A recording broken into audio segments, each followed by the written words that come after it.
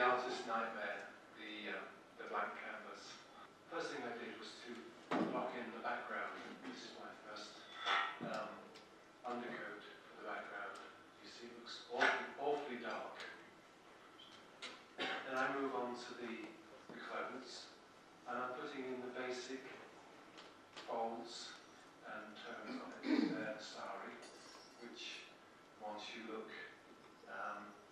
beyond all the embroidery, it's basically green. And it's folded many times. There's Heman's tunic, just the basic clothes you see. I got my earphones on, my iPod. This is really tough job, you see. More folds. Now it's coming together. You can see the way that the colours are relating to each other, because only when you've actually got rid of all the white can you get a sense of the balance of the painting. I often start with the dark bits and then move on to the medium and then the highlights, but this painting had quite a few layers, as you'll see. Dark bits on the scarf, lighter bits, using a very small sable brush there to fill in those fine areas.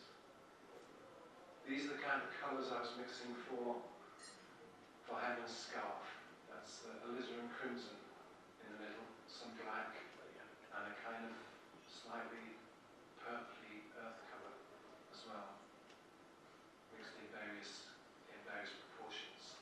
This is the undercoat for the flesh tones, and it's sort of orangish, but you'll see how it works later on as I put more coats on. Now, as I put the skin tones in, you can see the bangles appearing and the jewellery, and they look quite weird without their eyes and mouths, which Brenda finds very disconcerting. But I quite like not to do the eyes too soon because they follow me around the studio. The hands, very important central bit of the painting there. Some eyes have appeared. There's hope. Heman's eyes have appeared. Kinnary's lips have appeared. And just going over the line under his nose, obviously.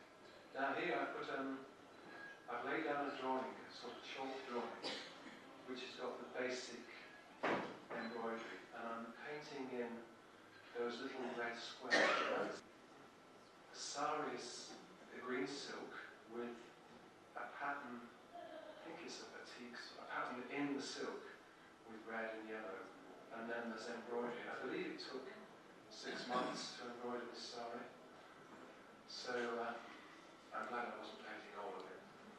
Work on the sleeve there. These are various different colours of gold thread. That is actually an undercoat for it. Like a good house painter, I put an undercoat first and then finish with the gloss. Then you can see where I've put a little chalk drawing which indicates where the gold threads go through Heman's scarf. Very interesting scarf though. It's sort of crinkly and has threads going through it. Amazing. And I'm beginning to put in the basic diamond pattern also. More of that. Even more of it. And so on. See how it follows the folds. You can see I'm working at night. I have a special light which I put on, which is sort of daylight. These right colours. Otherwise, there's a large north-facing window in the hall. Now I'm taking a break from the detail work to redo the background. Now you remember how dark that looked when I started? Look how it seems to have gone lighter. Hasn't actually changed at all. So I'm putting in a new undercoat for the background, very dark this time. This has to be done fairly quickly, so I've got a big brush in my left hand and a small one in my right hand. I'm just rapidly working around that. Right round to the right hand side. That's finished. Let that dry overnight, and then come back in the morning and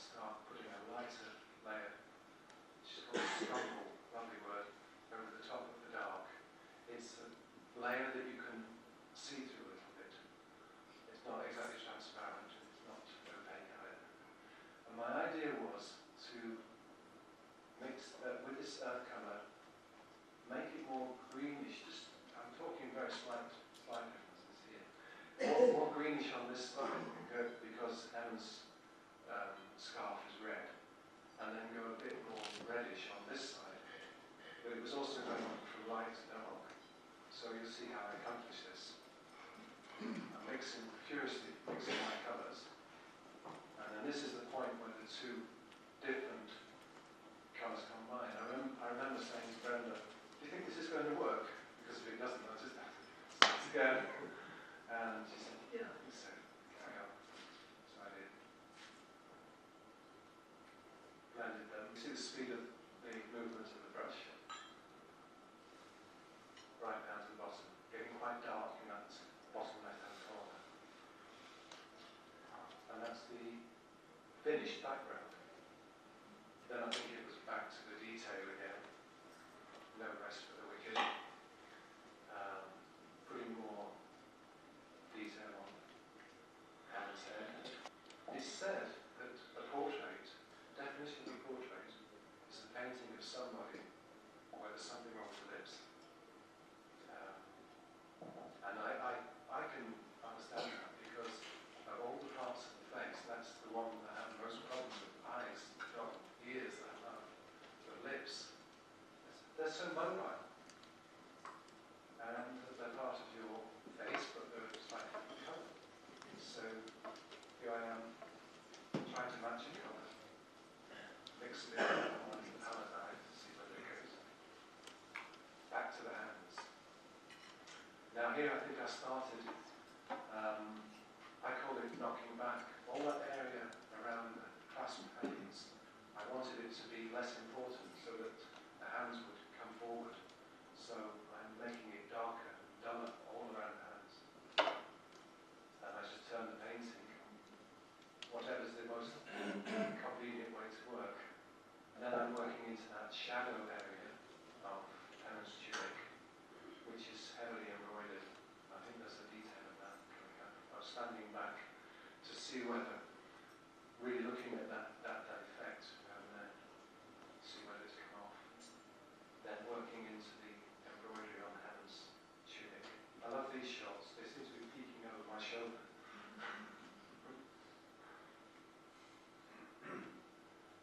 Down doing the hair. I love doing hair. That's my treat. If I've been a good boy and done lots of detail, I can go to town. There, you see the hair's wet, it's catching the light. Here I'm putting the crinkles in the scarf with a fine brush. And there I'm smoothing out the folds in the sari, that green underpainting. The paper is to stop me smudging what I've just worked on. You should really, obviously, start at the top left and just work down. But sometimes you just painted an area and you need to reach over it. So I put a piece of paper like that to protect it, move it around. And that area underneath Kinnary's hand, I had to somehow get across that feeling of very rich embroidery without, I don't know how to put it, without overdoing it, because it would, again, detract from the hand. So it's kind of a bit chunky, if you like. Here I'm putting the highlights on the necklace, jewellery again there. The very small sable brush. And there I'm just about to tackle the rings and to go over the hand again to give it more solidity. Cleaning my brushes. I must be